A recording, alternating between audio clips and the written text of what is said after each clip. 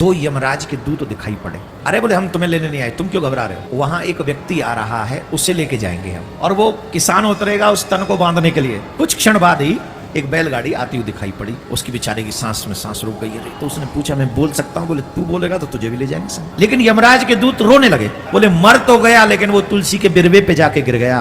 सोचो तुलसी महारानी का कितना बड़ा।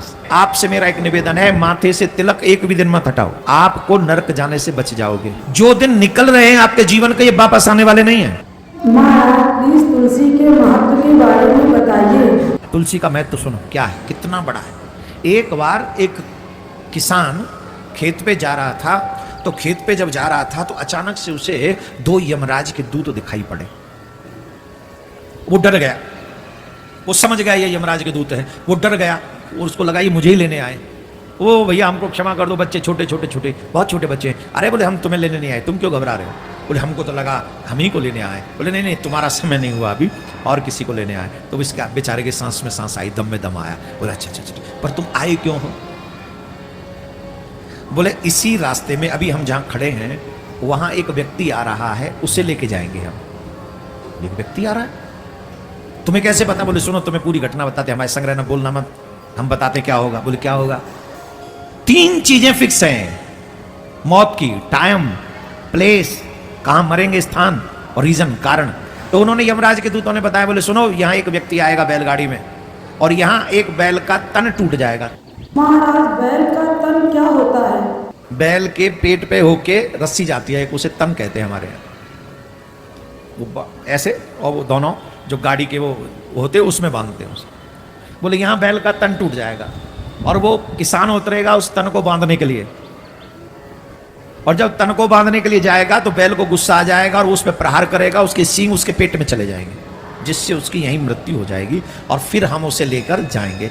यमराज के दूतों ने पूरी स्टोरी बता दी, और ये स्टोरी सुनते ही उस किसान को बड़ा इंटरेस्टिंग लगा।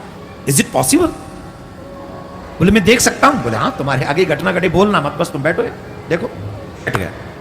इतने में कुछ क्षण बाद ही एक बैलगाड़ी आती हुई दिखाई पड़ी। उसकी बेचारे की सांस में सांस रुक गई। अरे ये तो सच्ची में आ गई, कहीं मर न जाए। वो इतना सोच ही रहा था कि बैल का तन भी टूट गया, वो रस्सी टूट गई। अब रस्सी टूटी तो उसको लगा ये तो सच्ची घटना होने वाली है। तो उसने पूछा मैं बोल सकता हूँ? बोले तू बोलेगा तो तुझे भी ले जाएंगे संग। अब बोल। बोले नहीं नहीं नहीं मैं नहीं बोल रहा, देखता हूँ, देखता रहा चुपचाप। ठीक। अब वो रस्सी टूटी, वो किसान उतरा, और किसान उतर के वो रस्सी बांधने लगा, और रस्सी बांधते ही बैल को गुस्सा आया। इतना गुस्सा आया, इतना गुस्सा कि उसने दोनों सींग किसान के पेट में जोर से मारे, इतना जोर से टक्कर मारा कि वो किसान दूर जाके गिरा। अच्छा वो गिरा और वो मर गया, लेकिन यमराज के दूत रोने लगे। यमराज के दूत क्यों रोने लगे? क्या हो गया? उसने पूछा जो बैठा था बगल में, सब कुछ तो तुम्हारी प्लानिंग के अनुसार ही हुआ, सब कुछ तो वही हुआ जो तुम कह रहे थे, तुमने जो बताया था। आएगा, तन टूटेगा, बैल उसे मारेगा, वो मर जाएगा। मर गया, तुम रो क्यों रहे हो? बोले सब कुछ हमारी प्लानिंग के मुताबिक हुआ, जो कुछ होना था वही हुआ, बट एक प्रॉब्लम हो गई। प्रॉब्लम? क्या प्रॉब्लम हो गई? क्या प्रॉब्लम हो गई कि बैल ने थोड़ा जोर से प्रहार कर दिया, जितनी कम करना चाहिए था वो थोड़ा पुश ज्यादा हो गया।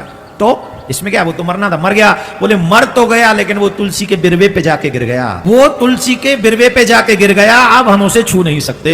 वो तो हो गया कल्याण उसका, वो मुक्त हो गया। हे सनातनियों, सोचो तुलसी महारानी का कितना बड़ा कार्य आपके जीवन में है। जिस व्यक्ति की मृत्यु के बाद अंतिम संस्कार सूखी हुई तुलसियों की लकड़ी से कर दिया जाए, वो भी नरक में गया हो तो वापस आ जाएगा।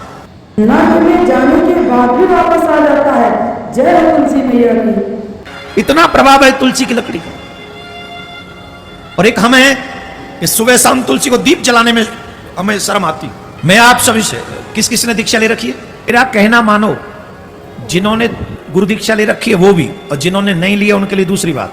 जिन्होंने ले रखी है, आपसे मेरा एक निवेदन है, माथे से तिलक एक भी दिन मत हटाओ, गले से तुलसी एक भी दिन मत हटने दो, और तुलसी महारानी को नित्य दीपक दान करो शाम के समय, आपको नरक जाने से बच जाओगे।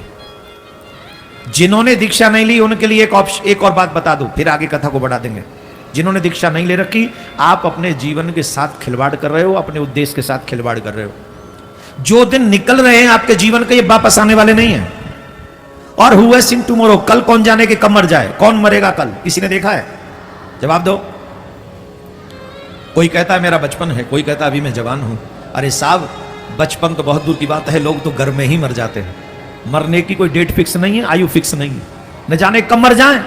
मरने से पहले अपनी आत्मा को शुद्ध करो, भगवान के बनो। जो मनुष्य दीक्षा लेता है, गुरुदेव उनकी शरणागति भगवान के चरणों में करा देते हैं। और जब व्यक्ति की शरणागति हो जाती है, तुलसी प्राप्त हो जाती है, तिलक प्राप्त हो जाता है, मंत्र प्राप्त हो जाता है, व्यक्ति नरक के दरवाजे बंद कर देता है। अभी तो हम बहुत सारे काम कर रहे हैं जहां से नरक के दरवाजे खुल जाएं, खोल तो रहे हैं, बंद करने का कोई प्रयास नहीं। एक एक श्वास जात लाख लाख हीरा की, एक एक श्वास जात, बीती हुई सांस को कोई वापस नहीं ला सकता, कोई भी नहीं। इसलिए काल करे सो आज करे, आज करे सो अब पल में परले होएगी बहुर करेगो कब। जिन्हें भगवान से मिलना हो, जिन्हें भगवान से प्रेम करना हो, जिन्हें अपने जीवन का कल्याण करना हो, उन्हें सबसे पहला काम गुरु मंत्र लेना चाहिए। उसके बाद कंठी या रुद्राक्ष धारण करना चाहिए, तिलक या त्रिपुंड। मैं दोनों बात किस लिए बोल रहा हूं? शिव जी के भक्तों के लिए त्रिपुंड महत्वपूर्ण है, कृष्ण जी के भक्तों के लिए, राम जी के भक्तों के लिए, नारायण के भक्तों के लिए तुलसी महत्वपूर्ण है। तो ये मैं दोनों साथ में बोल रहा हूं, तुलसी रुद्राक्ष। जो तुलसी का काम है वही रुद्राक्ष का काम है, जो त्रिपुंड का काम है वही तिलक का काम है।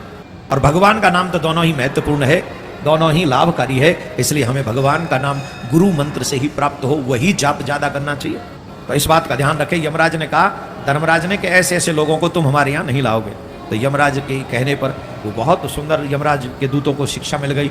और उसके बाद में यही गुणनिधि जो था, उस दीपदान का महत्व सुनना मेरे प्यारे, तुम्हारे रोंगटे खड़े हो जाएंगे जिन्होंने ये कथा पहले नहीं सुनी हो। तो वह शिवलोक के बाद में एक राजा बनाकर, और वो राजा बना विश्रवा के पुत्र वैश्रवण के, वो जो पुत्र बना राजा बना के। और जब वो राजा बना इस मृत्युलोक पे, तो जानते उसने क्या कहा? उसने कह दिया प्रत्येक व्यक्ति शिवालय में दीपक जलाएगा। क्या करेगा? प्रत्येक व्यक्ति शिवालय में दीपक जलाएगा। प्रत्येक व्यक्ति शिवालय में। और देखो उस राजा का दंड विधान क्या था? उसने कहा जो व्यक्ति दीप नहीं जलाएगा शिवालय में, उसको मृत्यु दंड मिलेगा। ये तो शुक्र है उस समय की बात थी, आज के समय की बात होती तो महाराज पता नहीं क्या तमाम लोग आ जाते, उस राजा पे आक्रमण कर देते। आज वो सीट पे बैठा हुआ राजा अगर यूं कह दे कि रामायण जरूर पढ़ानी चाहिए स्कूलों में, कोई किसी प्रदेश का मुख्यमंत्री कह दे, तो तमाम लोग निकल के आ जाएंगे। तुम्हारी हिम्मत कैसे हुई सेकुलर कंट्री में रामायण पढ़ा रहे हो? कितना दुर्भाग्य हो गया बताओ। हम रामायण नहीं पढ़ा सकते अपने बच्चों को, वो रामायण नहीं पढ़ा सकते, और सारे चरित्र पढ़ा देंगे, हर गंदी चीज पढ़ा देंगे, और रामायण नहीं पढ़ाएंगे, जिससे बच्चों का निर्माण हो जाए। हमारे बच्चों का ही दुर्भाग्य, क्या करें, ऐसा समय आ गया। राधे राधे बोलना पड़ेगा, जोर से बोलना पड़ेगा, और जोर से बोलना पड़ेगा। उस राजा ने अपने राज्य में ये अनाउंस कर दिया, जो शिवालय में दीपक दान नहीं करेगा, दीपदान नहीं करेगा, उसे मृत्यु दंड मिलेगा, उसे मार दिया जाएगा। सारी प्रजा दीपदान करती है, सारी प्रजा बड़े आनंद के साथ। और वही राजा मरणोपरांत कुबेर बना। कौन बना? अब बताओ तुम पे क्या है ऐसा जो कुबेर की बराबरी कर लो? बताओ। और सिर्फ एक दीपदान से, वो भी चोरी के चक्कर में, व्यवस्था के चक्कर में नहीं, चोरी के चक्कर में, अनजाने में दीपदान का ये प्रभाव हुआ कि वो व्यक्ति राजा बना, राजा बन के फिर कुबेर बना, और भगवान शिव की उसने तपस्या की, भगवान शिव की उसने तपस्या की, भगवान से प्रसन्न हुए। हालांकि ये पार्वती जी को घूर घूर के देख रहा था, शंकर भगवान प्रकट हुए ना पार्वती मैया के संग में, तो घूर घूर के देख रहा था। इसके मन में क्या आ रहा था कि ये देवी कौन है, इसने मुझसे ज्यादा तपस्या की है शिव की, जो शिव जी के सानिध्य में बराबर में खड़ी है, इसने ऐसा कौन सा पुण्य किया। और मां पार्वती जी को लगा ये कैसा भक्त है, घूर घूर के देख रहा है। पार्वती मैया को गुस्सा आ गया, एक आंख फोड़ दी उसकी, एक आंख फूट गई, पिंगल नयन हो गए। अच्छा, वो तो दूसरा भी नेत्र लाल लाल हो गया था, वो भी फूटने ही वाला था। शंकर भगवान ने कहा क्या कर रही हो देवी? बोले ये मुझे घूर घूर के देख रहा है। अरे ऐसे नहीं, वो तुम्हारे भाग्य को देख के थोड़ी परेशानी हो रही है उसको। वो ये सोच रहा है कि ये इनका ऐसा कौन सा पुण्य है जो बाबा का इतना सानिध्य प्राप्त है, मैं ऐसा क्या। और उसकी वो भावना है, तुम्हें दूसरे भाव से नहीं देख रहा है, तुम्हारा पुत्र है। तो माँ ने फिर आशीर्वाद दिया, प्रसन्न रहो। भगवान ने फिर उसे वरदान दिया, शिव जी ने, और यहां से कुबेर भगवान शिव के मित्र बन गए। क्या बन गए? मित्र बने। और मित्रता ऐसी कि अलकापुरी के पास ही कैलाश में शंकर भगवान जाके बस गए। बोलो शंकर भगवान की जय। राधे राधे महाराज जी, आपका बहुत बहुत धन्यवाद।